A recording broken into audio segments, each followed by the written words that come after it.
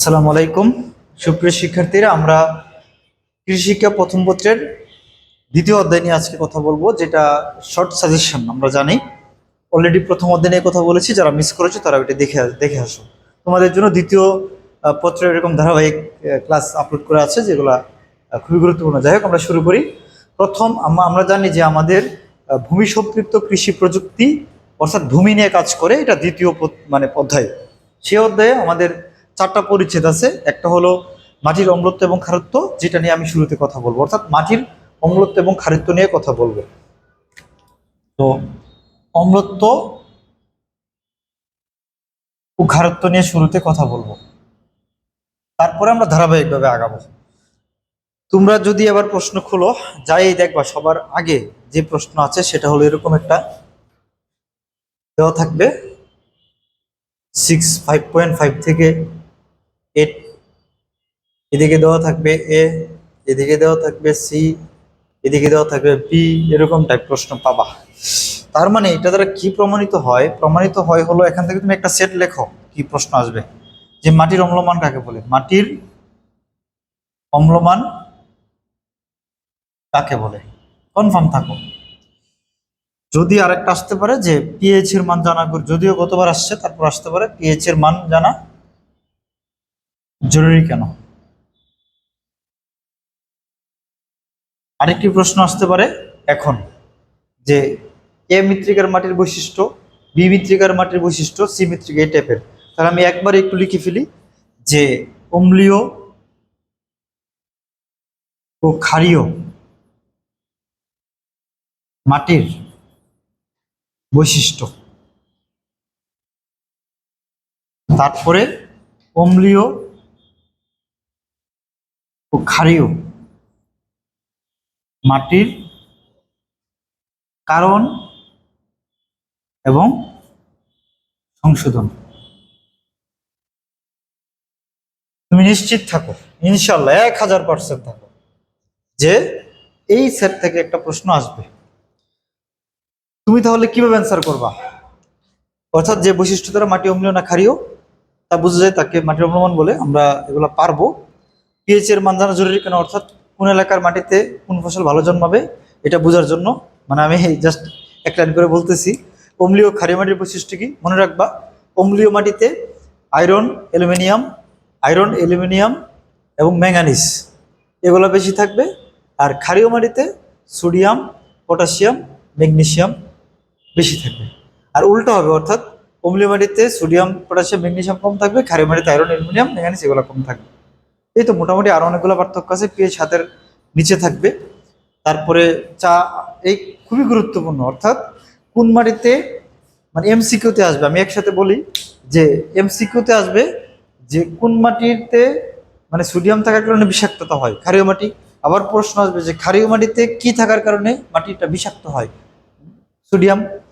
এটা একটা বিষয়। আর একটা পরীক্ষা প্রশ্ন আসবে যে অম্লীয় মাটিতে কোন ফসল ভালো জন্মে। আমরা জানি চা, আনারস, লেবু, কমলা, মানে এক কথা হলো যেগুলো সাইট্রাস ফল, মানে টক জাতীয় ফল, সেগুলো ভালো জন্মায়। আবার প্রশ্ন আসতে পারে যে ক্ষারীয় মাটিতে কি ভালো জন্মায়।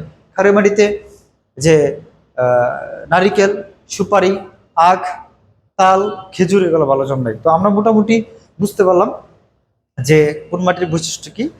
তারপরে আমাদের পরীক্ষা আসবে যে অম্লীয় এবং ক্ষারীয় মাটির মানে কারণ হওয়ার কারণ। মনে রাখবা, এমনি এমনি তো আর হয় না যে অম্লীয় শিলা, গ্রানাইট, ব্রায়োলাইট, বালি, পাথর এগুলো মাটির সাথে মিশে গেলে হবে। আরেকটা তুমি যে অধিক বৃষ্টিপাত, চুন ব্যবহার না করা, অম্লযুক্ত সারের ব্যবহার, অ্যাসিড বৃষ্টি, কার্বনিক অ্যাসিড উৎপাদন। তো যাই হোক, এগুলা অণুজৈবিক ক্রিয়া, এগুলো তুমি শিখে নিবা। তারপরে এই মাটিটাকে সংশোধন কেমন করবা, খুবই মানে মনে রাখবা যে অম্লীয় এবং ক্ষারীয় মাটি দুইটারই সংশোধনটা সেম, শুধুমাত্র দুইটা পয়েন্ট আলাদা। কি পয়েন্ট? অম্লীয় মাটির ক্ষেত্রে শুধুমাত্র তুমি মানে দুইটা পয়েন্ট, একটা হলো চুন প্রয়োগ করবা, আর একটা হলো কাঠের ছাই প্রয়োগ করবা আলাদা করে। আর বাকি পয়েন্টগুলো সেম। বাকি কি পয়েন্ট? অণুজীব সার প্রয়োগ করতে পারো, তুমি খামারজাত সার প্রয়োগ করবা, তুমি কেঁচো সার প্রয়োগ করবা, তুমি সবুজ সার প্রয়োগ করবা, গোবর প্রয়োগ করবা। বাকি যা আছে তুমি দিতে পারো, সবগুলা ভালো যত কিছু আছে দিয়ে দিবা। সবগুলো মোটামুটি একই রকম, ক্ষারীয় মাটি এবং অম্লীয় মাটি সংশোধনের জন্য মোটামুটি একরকম। তাহলে আমরা এক্সেপশন কি পাইলাম? যে চুন ব্যবহার করতে হবে, নাম্বার 1। নাম্বার 2 হলো যে কাঠের ছাই প্রয়োগ করতে হবে, কারণ কাঠের চেয়ে ক্যালসিয়াম কার্বনেট থাকে। এগুলো আমি ক্লাস আপলোড করে দেওয়া আছে, মেবি তোমরা একটু দেখে নিও। তো 2 নাম্বার পয়েন্ট হলো যে ক্ষারীয় মাটি ক্ষারীয় হওয়ার কারণ কি। ওই যে আমরা জানি যে একটা হলো যে সামুদ্রিক জলোচ্ছ্বাস, 2 নাম্বার জলবায়ুগত কারণে, 3 নাম্বার যদি ত্রুটিপূর্ণ সেচ ও নিকাশ হয়, অর্থাৎ তুমি সোডিয়ামযুক্ত সমুদ্রের পানি দেয়া সেচ দিলা হইতে পারে তখন।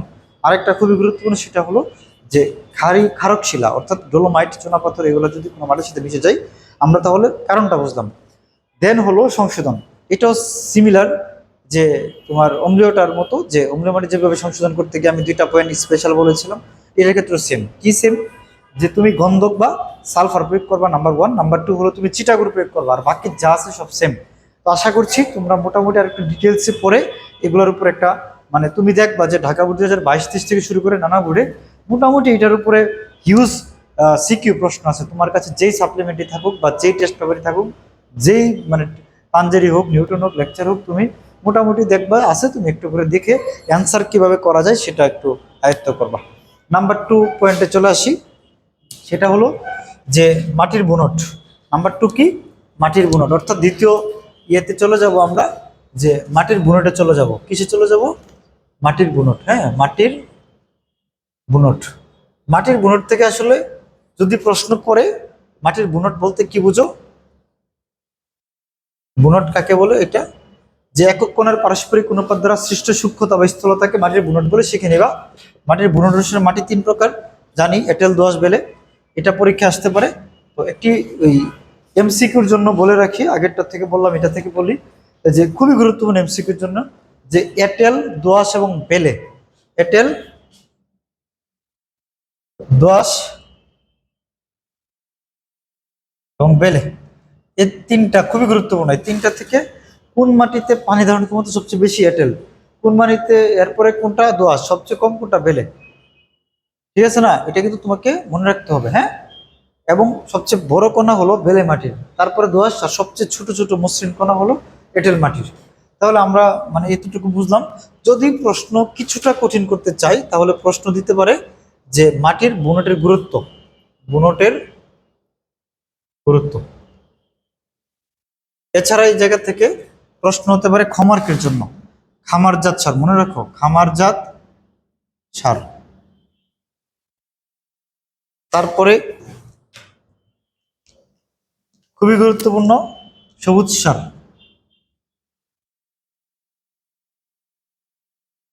সবুজ সার হিসাবে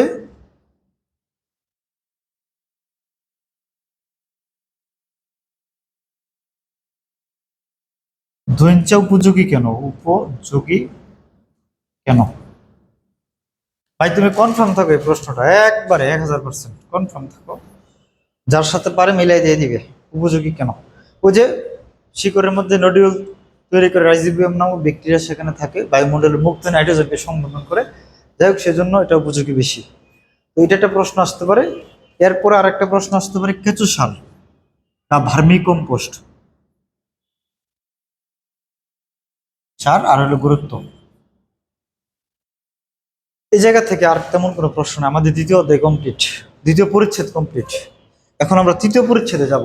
যদি আমরা একটু এই পাশে আসি, তাহলে দেখবা তৃতীয় পরিচ্ছেদের নাম হলো যে মাটির উর্বরতা, উৎপাদন ক্ষমতা। মানে মূলত হলো ক্ষয় ও মাটির ক্ষয় ও সংরক্ষণ, কিন্তু এগুলো থেকে মাটির ক্ষয় ওরা করলে চা হয়, ক্ষয় ও সংরক্ষণ। তুমি প্রশ্ন লিখে রাখো, ভূমিক্ষয় কাকে বলে আসবে, ও সংরক্ষণ। উত্তর বলার আসলে সময় সংকট, তাই বলতেছি না, তোমরা পড়ে নিবা। 2 নাম্বার হলো সংরক্ষণের প্রয়োজনীয়তা।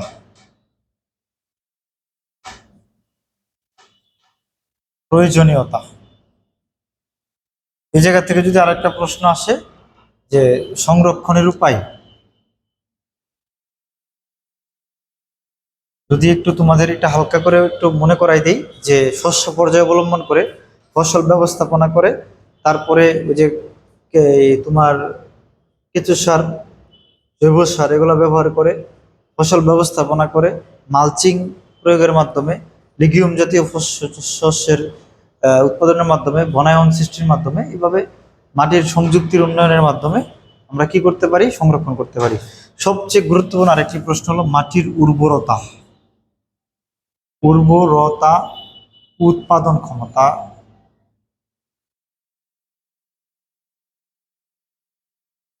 মধ্যে পার্থক্য। তোমরা যারা ক্লাসগুলো দেখছো তোমরা 1.5 দিয়ে দেখতে পারো ক্লাসটা, হ্যাঁ, দেখবা যে তাহলে তাড়াতাড়ি হবে, এবং মানে বা 1.43 এরকম দিয়ে দেখতে পারো, হ্যাঁ, টাইম স্পিডটা। আচ্ছা, তারপরে ওই যে ক্ষমতার মধ্যে পার্থক্য, এটা করতে পারো। অথবা যদি কোনো কারণে এটা মিস করে এই টাইপ প্রশ্ন, তাহলে মাটির উর্বরতা কাকে বলে, মাটির উৎপাদন ক্ষমতা কাকে বলে, খুবই গুরুত্বপূর্ণ। আমি উত্তর বলে সময় নষ্ট করছি না, প্রশ্নটা ধরো। এখন আমি লাস্ট যে টপিকসটা সেটা নিয়ে কথা বলবো, সেটা হলো সেচ ও নিকাশ। আচ্ছা, আমি একটু বলি যে এই যা লেখছি সব ইম্পর্টেন্ট, তবে এটা তুমি 1,00,000% নিশ্চিত থাকো। এটা একটা সেট, আর এখন যেটা লেখবো সেচ ও নিকাশের, এটাও তুমি 1,00,000% নিশ্চিত থাকো। কারণ আছে, কারণটা আমরা এখন বলি যে এখানে কি আছে। মূলত এখানে সেচ কাকে বলে, নিকাশ কাকে বলে, এই টাইপের প্রশ্ন ধরে আসলো। সবচেয়ে গুরুত্বপূর্ণ আরেকটি প্রশ্ন, সেটা মানে এই সেটটা না করে প্রশ্ন করা সম্ভব না, সেটা হলো SRI and AWD। ভাই প্লিজ, এই টাইপের মিনিমাম 20টা সিকিউ আছে তোমার যে কোনো সাপ্লিমেন্টে, 20টা সিকিউ। গতানুগতিক পদ্ধতি